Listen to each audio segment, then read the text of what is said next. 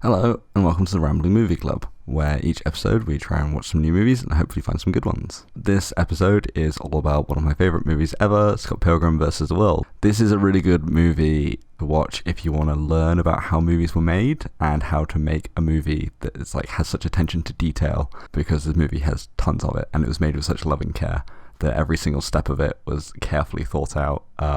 I'm sure there's some bits that weren't, but 99% of the movie was carefully thought out and handcrafted, made absolutely as perfect as possible.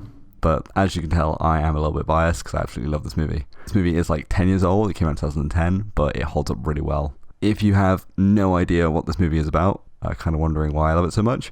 Basically, so the movie is all about a 22-year-old slacker who's kind of not really working, taking benefits from his family and friends and stuff. And then basically he meets this girl who he starts dating, and she kind of changes his life because he has to actually put effort in and has to fight and defeat her seven evil exes to win her love and be able to date her. So it's kind of a motivational movie slightly through video game references and comic book references, because this is a comic book adaptation that's not Marvel or DC, which is nice to see. And so this movie has really great special effects and stuff that make it very much like a video game and a comic book, which is really nice to see, because most movies just try and make it as real as possible, whereas this is no, we're going for that comic book video game vibe, let's play that up, which works really, really well. And also this movie is directed by Edgar Wright, who also did Hot Fuzz and most recently Baby Driver. And you can kind of see how with this he was kind of experimenting with different ideas for Baby Driver, because it has a really, really good soundtrack. Although he has been experimenting with different ways to try and do Baby Driver. There was a music video he did from the early 2000s that was basically the intro to Baby Driver, but in a completely different person, different song and stuff. Yeah, as I said, this is a great movie. There will be spoilers, but this movie is 10 years old, so that's on you. But even if with spoilers and stuff, if anything, once you know all the attention to detail they've carried out for this movie, it does make watching the movie even more enjoyable. If you haven't seen it, definitely go watch it. So the movie starts and we see Scott and all of his friends. This is a great introduction to all the characters, and it's done in the space of 30 seconds. This is lifted scene for scene from the comic book, which works, so there's no need to change it. As I said, this is a comic adaptation, and there are some similarities and differences. This is mainly because the comic wasn't finished when the movie was being made. So there's 6 books. If you haven't read them, I'd recommend reading them as well. And there's 6 books, and basically when they decided they were going to make the movie, only 2 of them had been written. And so when they were making the movie, they kind of had to figure out the plot and the story and stuff. So they brought in the comic book writer, who's called Brian Lee O'Malley. They brought him in and kind of figured out where it should go. So him and Edgar Wright, basically between the 2 of them, wrote Scott Pilgrim together.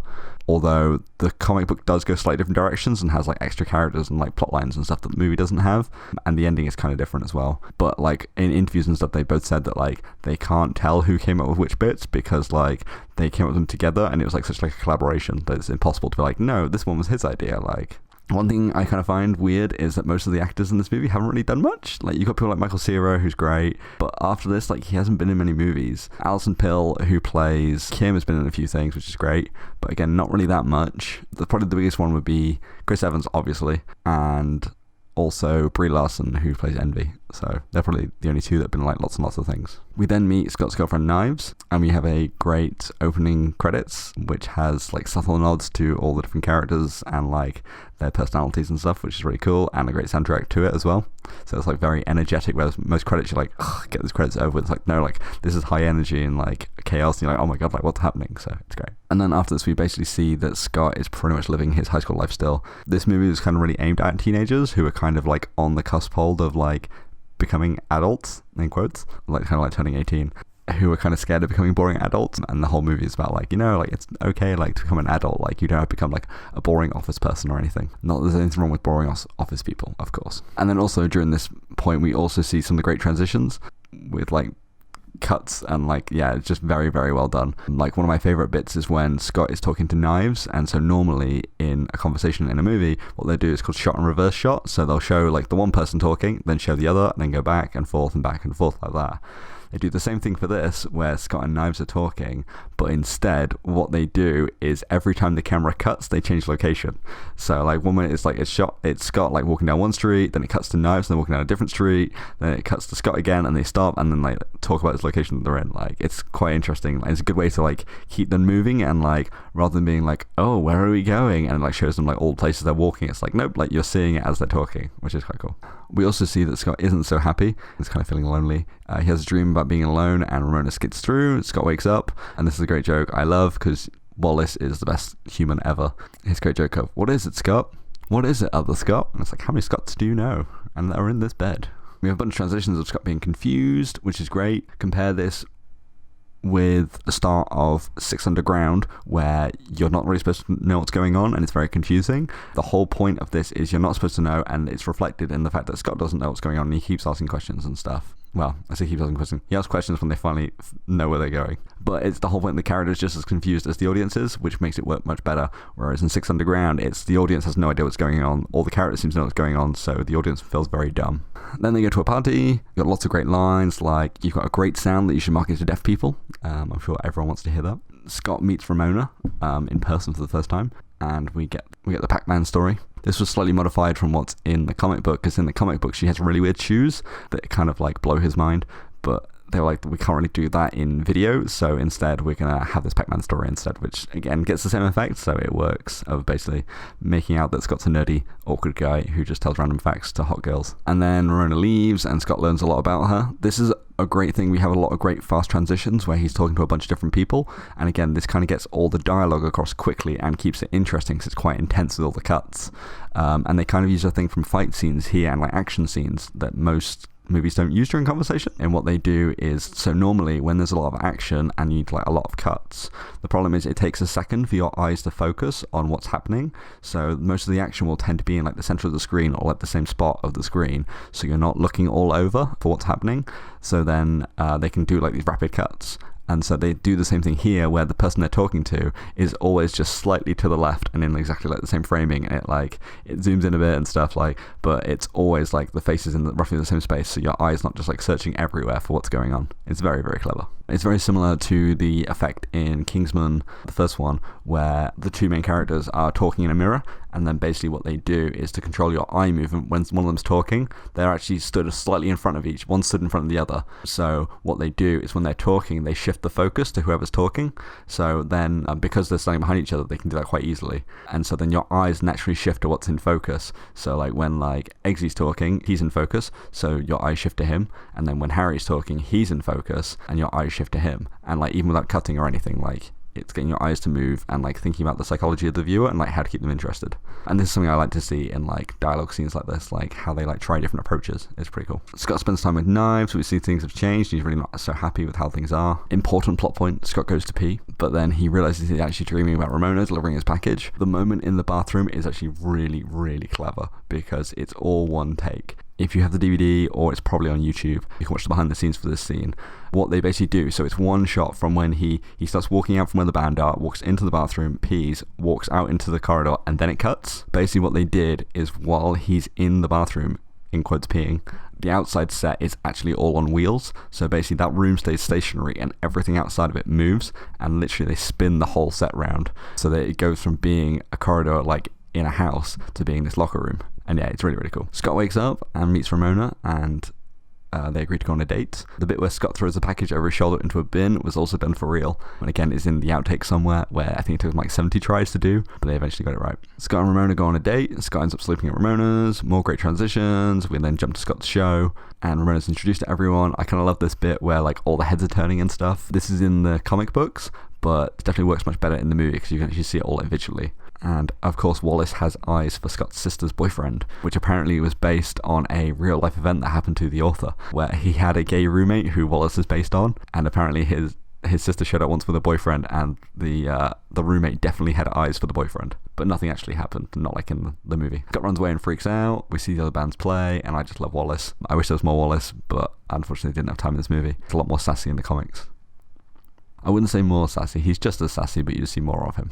Scott's band plays, great music. All of their songs were written by the artist Beck, who, if you don't know, was kind of like quite a big artist like 20 years ago. Like, he's not a bad musician, but he's just kind of like not what's with like the current like trend of music and stuff.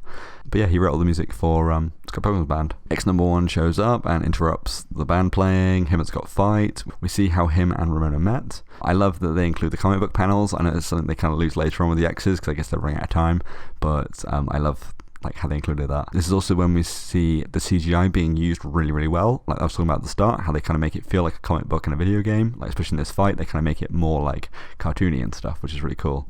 There's a really interesting bit I like. There's one bit where basically the camera cuts and shows Scott like full on, and then basically shows him getting punched in the face. And like as it happens, the words appear behind him to like for the sound effect, which you're like, okay, that's cool. And then he gets punched through it, and then the camera cuts and shows Scott like falling backwards. If you look really carefully, you can actually see like because the sound, like the word that appears behind Scott's head shatters into glass. In the shot where Scott's like falling backwards, you then see the pieces of glass like falling to the ground, and it just shows like all the love and care that was put into this movie, because they were like, we've shown this to be like a piece of glass, like a real object that Scott's interacted with, so we need it tumbling to the ground like in the next one, which it's like a blink and you'll miss it thing, but I love that they included that level of detail. Scott defeats him and he bursts into coins. It's a great video game reference, although is Scott wanted for murder? It's not really something that's talked about. It's just kind of skipped over that Scott's defeated these people. Like, is he on the run from the police? Ramona explains about fighting all of her exes. Wallace makes Scott break up with knives. Scott and Ramona have a day at home, and you get the infamous line of bread makes you fat, which perfectly sums up Scott Pilgrim. Scott and Ramona go to Castle Loma to meet Wallace. This is a real castle in Toronto where lots of movies are made. Things like X-Men, the X-Men Mansion is this castle. If you watch Titans, when they show Wayne Manor, it's also this castle. And it was actually a movie being made that inspired this part of the movie. It was like some Hilary Duff movie, I think it's called Cinderella Man or something, was being filmed when the author was like wandering around Toronto, and he was like, oh, wouldn't it be cool if like this turned into a fight scene. Like, we meet X-2, who's Chris Evans pre-Captain America, which is interesting because he hasn't been pre-Captain America for a long time. And he's such a badass, and he's like the perfect guy for this. Another attention to detail that they do in this movie is there's actually posters for his movies that are in the Scott Pilgrim world. So you see at the start, well, not the start, but like when Wallace is talking about him, he's watching one of his movies on TV, and he throws a load of newspapers on the floor, and on them there are all the different posters for his movies. There's like 6 different ones. Again, you can find them on the internet somewhere. One of my favourite ones is there's a doctor one that has the tagline, the good news is you're gonna live. The bad news is he's gonna kill you. Scott fights him in his stunt team, with great sass from Wallace thrown in. These are actually Chris Evans' actual stunt team. I guess they're like, well, you're here, like you might as well play the stunt team. Scott wins by convincing him to skate down some railing so fast he explodes.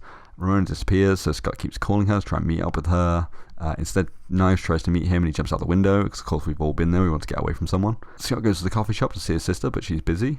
There's a blink and you'll miss it reference here, which again, like if you watch things like the director's cut and stuff, you'll find out about. When Scott walks into the coffee shop, there's a woman typing away on the computer, and this is the real life inspiration for Stacy Pilgrim, because it's the author's sister, also called Stacy. I love the thing with Julie being censored. Apparently they did it, one, for censorship because they couldn't have her swearing all the time, but also because they think like that's how Scott would see the world, because he is like a child and has like the world censored to him by like video games and stuff. So yeah, it's a unique way to do it. Scott runs into his ex, and Ramona gets awkward and hides, who's played by Brie Larson. And some of the lines I associate with her forever now. So like when she won the Oscar, I was really expecting her to, like her announcement speech to just be like, it's not really something I can put into words, but sadly she is not Envy Adams in real life. Scott and Ramona chat, and then it cuts to Scott waking up at home. And how many people are in that bed? Because there's got to be at least 5 at this point. The band find out that they're going to be opening for Scott's ex's band. So there's a weird bit of trivia here where Scott's ex is based on the lead singer of a band called Metric. Like her like fashion, I don't think her personality, but definitely like her looks and stuff were definitely like taken from the singer. And then when they were making the movie, the band Metric wrote the songs that the band then plays. So it's like weird, like coming like full circle. We see Knives is stalking Scott, and she's freaking out about Ramona stealing Scott away. Then cut to the band playing the show. Scott tries to explain badly who Knives is, and I recently found out, because Edgar Wright tweeted it like 2 days ago, that the wheel in Scott's head they actually made for real, so that they could get like that effect perfectly, which is interesting. Again, like for like a blink and you'll miss it thing, like they actually built a wooden wheel. And this is why you shouldn't date 2 girls, because it gets confusing, and it's a dick move. And then, in the words of the movie, it's time for Toronto to drown in the sweet sorrow of the clash at Demon Head. I think the narrator is great in this. And Envy is so badass too. Like, you really see her like owning the stage and just being like, yep, whatever, you'll love me. Scott finds out that ex number 3 and the guy Envy left him for are actually the same guy. In the comics, he actually makes a joke about it, because like when Ramona's telling the story of like how she dated Todd, in the comics, Scott's like, oh, that's so funny, maybe it's the same guy. And yeah, it turns out to be. The group gets invited backstage to meet Envy. I love the did I beeping stutter, which obviously has become like everywhere on the internet now, which yeah, comes back to Scott Pilgrim. And the knife turning into an emoji, or the old text emojis anyway. We see it's very awkward with everyone in the room, see that Todd is an awful person. Then he punches knives and fights Scott with his vegan powers, because of course vegan powers are a thing. Because of course being vegan just makes you better than everyone, in the words of the movie. There's actually a bit of interesting trivia here. So they made a video game for this, which I don't think you can get hold of anymore, but it's like cartoony game. And the video game was made by a company that was headed by vegetarians. So when they showed their logo for the game, when they showed their logo for their company at the start of the game, it always had the tagline, winners don't eat meat. So I guess maybe they were meant to make this game. Scott and Todd fight, and then we have a bass battle. Ironic, because in real life Michael Cera is better at bass than Brendan Routh, so he would have actually won it in real life. Scott tricks Todd into drinking milk. Also, apparently, Brendan Routh is constantly defeated by the colour green when the cops show up, because if you don't know, he's also Superman, so yeah, he was defeated by kryptonite, which is green. Also, Scott has clearly never seen Paul blow up more cop, because no one wins with the headbutt.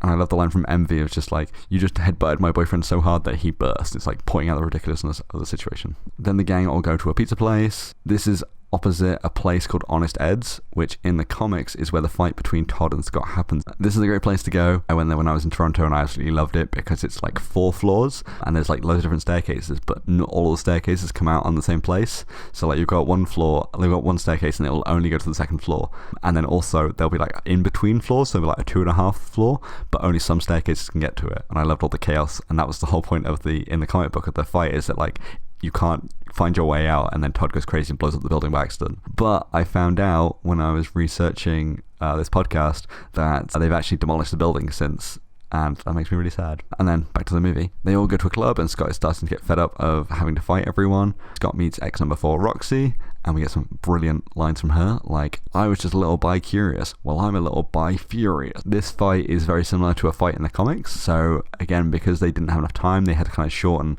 some of the stuff and like reuse the things. So this fight is actually very similar to what happens in a fight between Ramona and Envy in the comics, including all the sassy Wallace, although he's much more sassy. Or again, not more sassy, but just more lines of sassiness in the comics, specifically in this fight as well. Scott beats Roxy by giving her an orgasm, because of course. Ramona gets annoyed at Scott and leaves, gives him a list of all the names of all of her exes. Turns out the next exes are twins, and are the next round of the Battle of the Bands. They were only put into the comic book as twins because the author wanted to make his life easier and have to write one less book, which I think is great. In the comic books as well, the twins are in it a lot more. So like in some of the comic books, like for number 2 with Chris Evans' character, he only really shows up at the end. You don't really see him much. Todd's in it for like half the book, and then the twins are in it basically the whole book, like teasing Scott and stuff. But apparently when they were making the movie, they found it really hard to find good-looking Japanese twins that spoke English, so that's why they kind of like scale back a bit and don't say too much. Ramona is in the crowd watching. The Battle of the Bands turns into a monster fight, which is brilliant. Sex Bomb beat the twins. Scott tries to get Ramona back, but she's leaving him to be with Gideon. Scott walks in on Wallace banging, Gideon calls, and Scott goes to fight him. I kind of like how they have the shot of Scott tying his laces. It's like, okay, you got a 90-minute movie and you're spending a minute of it watching this guy tying his shoelaces. Scott's like in a rush to like go fight and stuff. He's like, nope, I'm gonna take my time and tie my shoelaces. And then Scott goes to the place to fight Gideon. Scott fights a bunch of guys while Sex Bomb plays. This is a really well done fight scene. I mean, all of them are, but this one in particular is really good, especially with the band playing like right next to them. Like, I love this bit. Scott fights Gideon with the power of love and loses. Scott is in the Dream Desert again. We find out that Ramona is actually being controlled with a chip in the back of her neck. This is kind of similar to the comics, but also completely different. So this is where they really differ. So in the comics, this is difficult to explain. So in the comics, you know the bit at the start where Ramona makes this joke about using a subspace highway that runs through Scott's head. That's how she gets her deliveries done so fast. In the comics, it's a real thing, like it's not a joke. It's just like technology that Gideon, X number 7, came up with. And then basically the way it works is it runs through Scott's head, but then he also uses Gideon uses it to get inside of Ramona's head, so there is like a version of him inside of her head, like controlling her and like telling her what to do. So Scott has to go into her head by going to subspace, fights Gideon, but then Gideon's like, I'm all powerful here, like she's so dominant to me, and Scott's like, what the hell are you talking about, like this is her head, she can do whatever she wants. And Ramona's like, yeah, wait, you're right, and then basically just like throws Gideon out of her head, and then the subspace explodes and breaks forever, and all of her stuff is everywhere, which is kind of weird, but yeah.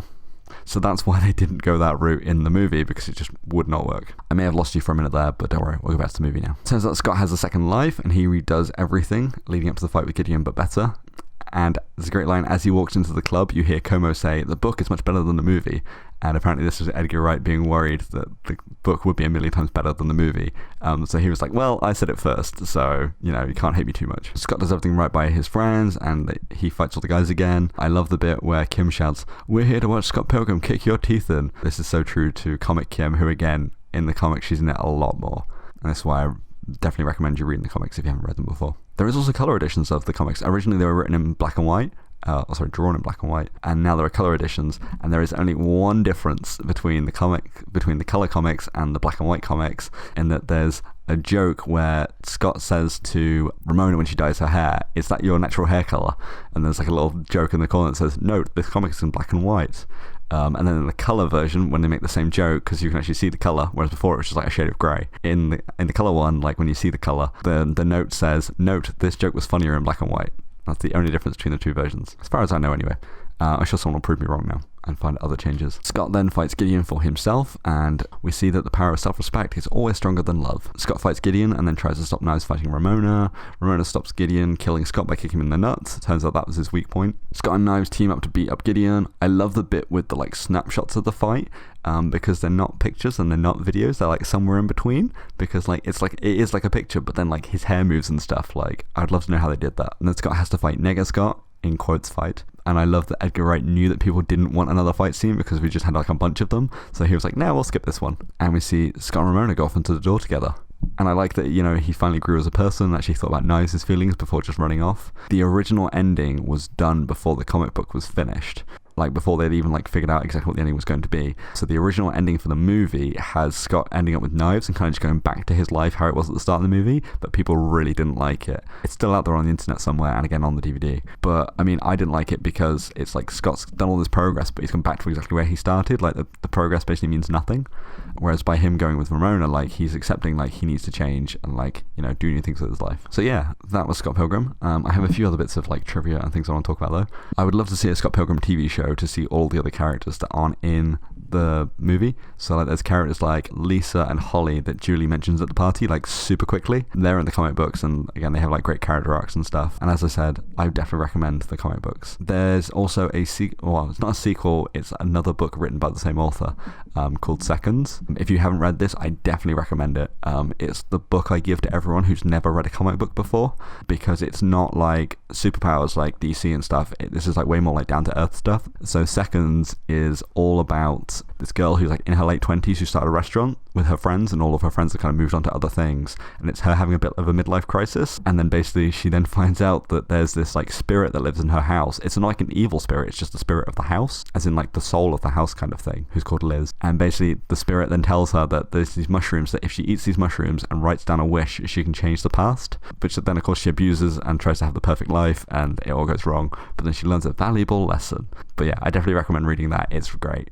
It's funny. This is very similar to like Scott Pilgrim's style of humour. But yeah, with the TV show as well, they actually did experiment with an animated show. Again, I think it's on DVD and probably on YouTube, where they had some of the actors from the movie like playing their characters in like a couple of scenes from the comics, where they just animated them, and it kind of worked. But again, I'd love to just see like actual episodes and like an actual like the actual books done.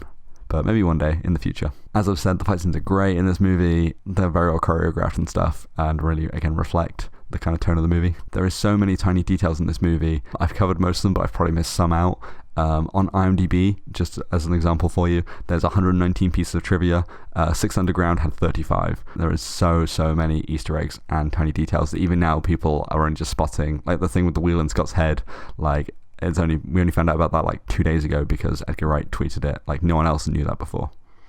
well, obviously apart from the people that worked on the movie. The director, Edgar Wright, has said that this movie is kind of like a musical, but instead of dancing, everyone fights instead. And as I said, I guess it was kind of a trial for Baby Driver to see if people would actually like a movie like this. A couple of last pieces of trivia. The idea for Scott Pilgrim came from the whole, what if you spent your whole life playing Street Fighter, would you be good at fighting? And the other half of the movie came from the author Brian Lee O'Malley finding out that his wife had dated 3 guys named Matthew, and he came up with this idea of that he had to like fight a league of Matthews to like win his wife's love, which it's mad, but it's a great way to come up with a movie and a comic book. There's also tons of subtle ways to show you which number the X's are. So Scott is 0 because he's not an X. He wears a shirt with 0 and drinks Coke Zero.